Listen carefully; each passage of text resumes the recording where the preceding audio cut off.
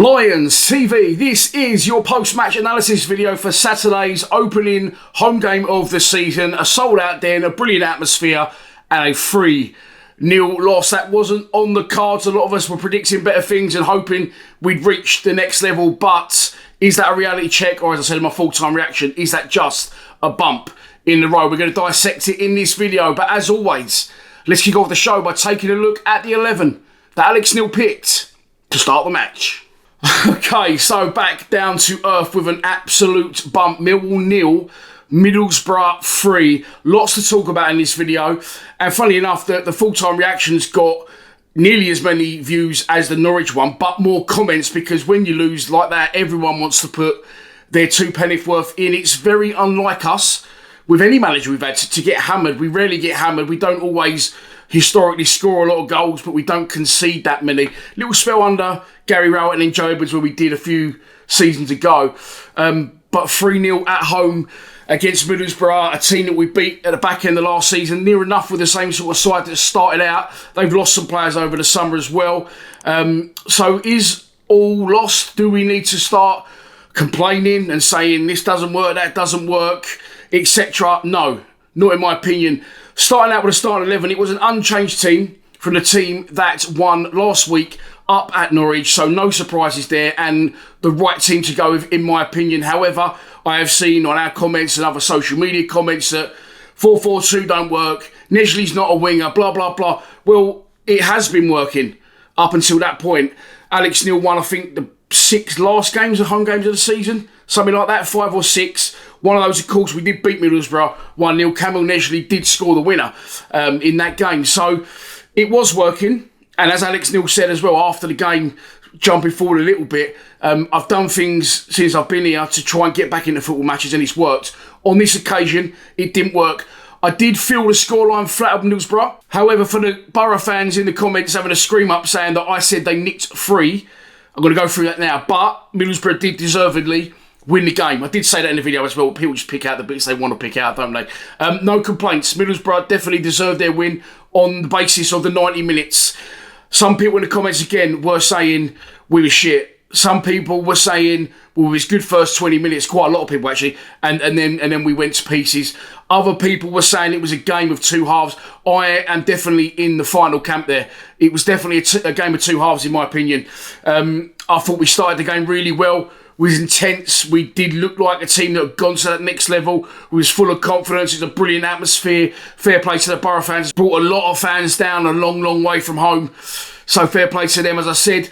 But I felt we was on top. I felt that they'd come to shut up shop. This is what I think the Middlesbrough game plan would have been, because I've gone a bit far already. I need to wind it back, because I said in the full-time reaction that the game was in their favour from the coin toss. Or I actually said coin toss for the first time I said it. Now, they come here at the back end of last season. They saw what we do. Other teams know what we do. With any football team, really, you know, especially if you've got away fans behind a goal, you will shoot towards the away fans in the first half, and then you'll shoot towards your established home end in the second half. In our instance, the Cold Blow Lane.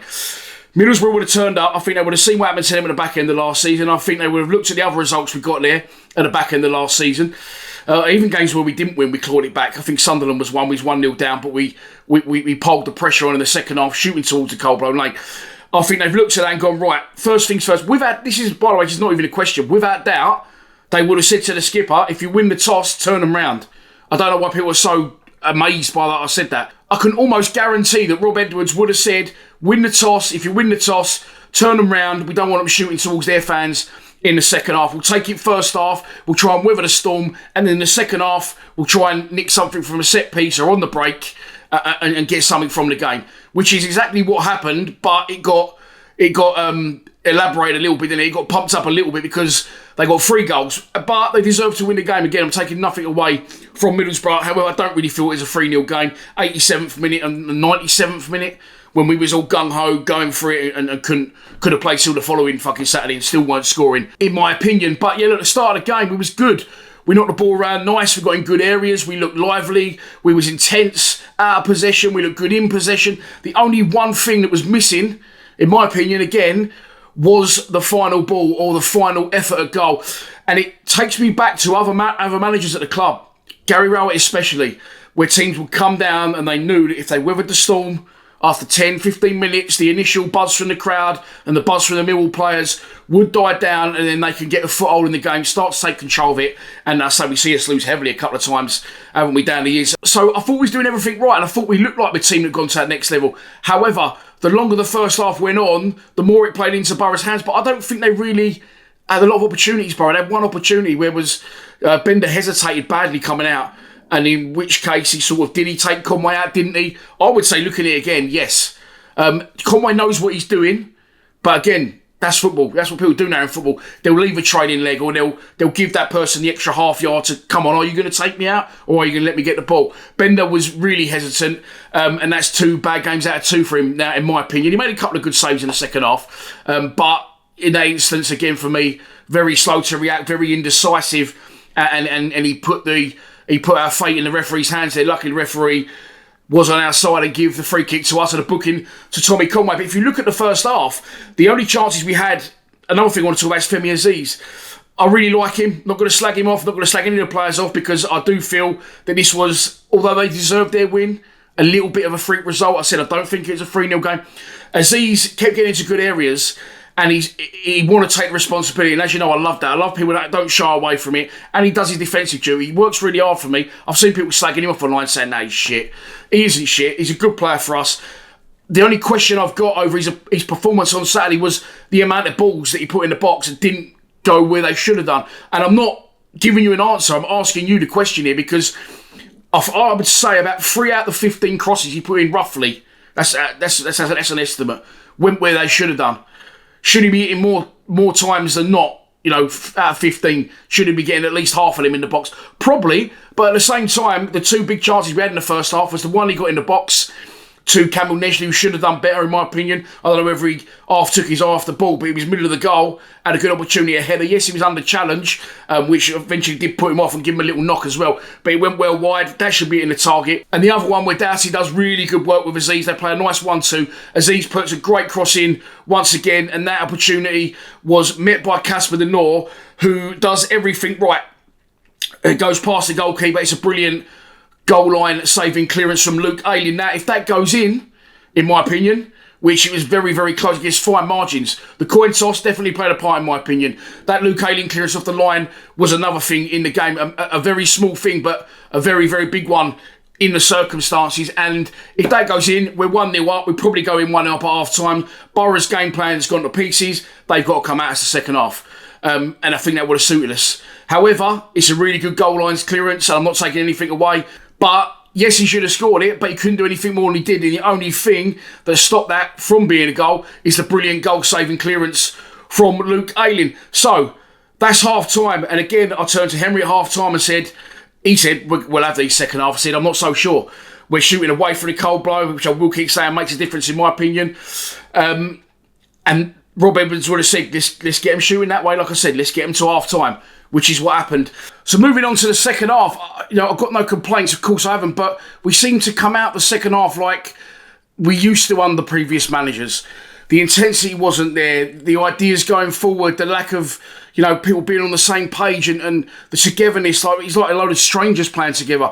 We couldn't get going, we couldn't get any flow to our game. We sat really, really deep and we just didn't get out the pitch. We sort of like so far back this way in the second half, where in the first half we was a lot more further up the pitch as an entire unit. Of course, Middlesbrough go again, get the early goal.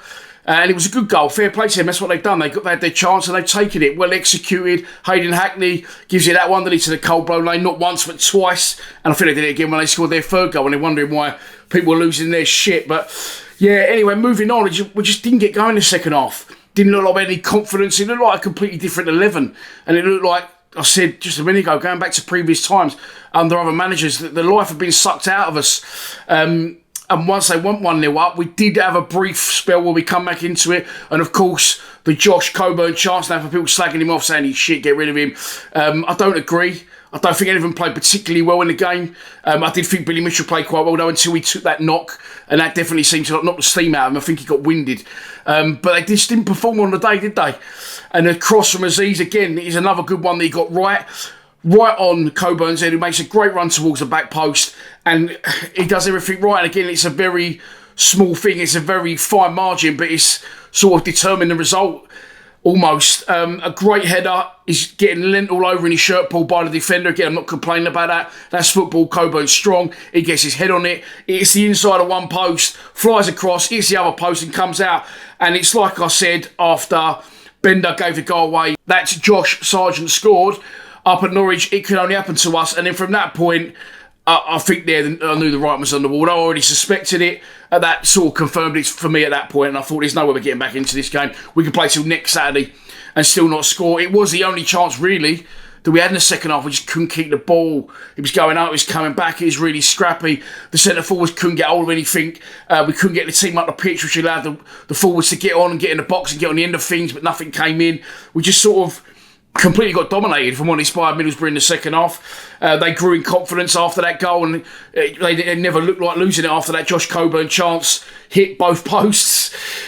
So where do we go from here? There's people saying, you know, this team's not right. We shouldn't be playing 4-4-2. I thought the forwards were bad. I thought Coburn was horrendous up at Newport. He couldn't chuck a bag of cement. It didn't really bother me because I knew what it was, and it's probably just for fitness more than anything. And we won the game. But they haven't become bad players overnight. I still got faith in both the strikers. I still think we've got a good side. I still think we're going to be there or thereabouts, sort of somewhere between 6th and 12th this season. There is no easy games in this division, and I think that's the reality check that we can take from it. Yes, we're confident. It's good to feel confident. It's good that we feel the buzz. It's good that we're happy with the manager and what's going on around the club as a whole, not just on the pitch. But there is no easy games in this division, like I just said, and that showed that down the years. I mean, last year, I think, at one point, we was 5 points off the playoffs, 5 points off the relegation zone with about fucking 10 to play, 15 to play. Something like that. So it's always tight. It's a very, very competitive division, the Championship. That's for me why it's the best one in the world, because it's so close and anyone can beat anyone. And they've proved that down the years, and they proved it already on the opening 2 or 3 games of the season. Pompey went away and beat Oxford, and then Pompey have lost at home to Norwich. We beat Norwich. Now, you know, Middlesbrough beating us. But Middlesbrough, I know it was a cut match, lost to fucking Doncaster. I think that's helped them massively. The second and third goals came. The second one was similar up at Norwich. I said we couldn't clear our lines properly, and we didn't get punished for it up at Carrow Road, but we did get punished for it this time round. A great strike through a lot of bodies, Bender no chance. And then the third one, I think it's just where we're pressing forward. We're trying to get back in the game. Alex Neil did say that, you know, I'll always try and get back into a game. And fair play to him for that, because myself, and I know a lot of people said down the years how boring it was under other managers, Rowett especially, and you know, why we're not trying to get back into these games, and I'd rather lose 3-0 than not go for it and lose 1-0, and that's basically what happened on Saturday, innit? But harsh on our players, although we've got no issues with the results. I'm expecting now Alex Neil to want a backlash. Will he change formation? That's another thing that people keep saying. Nesley's not a winger, he's a 10. Well, when Nesley scored the winner last week, up at Norwich, and he scored the winner against Middlesbrough at the back of the last season at the Den, everyone was happy he's a winger. Now, he's not a winger, he's drifting inside. I do get what people say about that, but 4-4-2 was working. We didn't need to change it. However, by the way, it's still only one loss, so let's not say it isn't working. It didn't work on the day for us, and on top of that, despite Middlesbrough deserving their win, nothing really went for us either. He could change it, but I think the benefit of playing initially on the wing is he will naturally drift into the middle, which bulks us up in the middle and gives us a little bit more of a threat through the middle of the pitch. And in turn, because he drifts in, it allows Kramer to bomb on, which is exactly what happened for Kramer's assist for Nesley in the game up at Norwich. You know, if you don't want him doing that, then he ain't going to score that goal at Norwich. So second goal comes, third goal comes. By that point, I said we just threw caution to the wind, and we was just trying to crack on and get something out of the game, which I respect and admire. But at 5 o'clock when I walked out there, absolutely fucking game changer, ruined my weekend. But that's football. It can happen, and I'm sure we'll bounce back. I've not lost faith in the manager or the players or the squad as a whole, and the depth we've got in it, and where the club are going in the long term. I just feel that, you know, he'll need a reaction now, Sheffield United, and hopefully he might get it. I'll be back for that show on Wednesday for members. Thursday it will go public as we travel to win this pointless Sheffield United at Bramwell Lane. But between now and then, I'm going to be filming a new show called The Lions Line. I did post it in the summer on social media. And I put it out to members only because I didn't want every Tom, Dick and Harry ringing me up. I've worked a way out to do it where I don't need to send anyone my phone number. If you want to come on and you want to talk about the defeat against Borough, you want to talk about whether Josh Coburn's shit or not in your opinion, or you want to talk about anything squad, Millwall related, have a topic in mind, I'm going to put it out there on social media. Message me if anyone's free for a call on Wednesday. Then I'll film a few of them, piece them together. You won't be on camera. It's only audio. I can send you the link. You can join the call. And like I said, it's not live, so if people want to ring up and abuse me, I just won't put it out on the edit. So you're wasting your time and mine. But there you go. Yeah, that's your lot for this post-match analysis. I hope you enjoyed it as much as you could, despite the performance and the result. And I will urge you to keep faith in the gaffer. I didn't personally really want him as our manager, but he has absolutely changed my mind in his short time at the club. He's definitely taken us in the right direction, and I'm sure we'll bounce back, hopefully, this Saturday at Bramall Lane. Please subscribe to Lions TV. Come on, you Lions.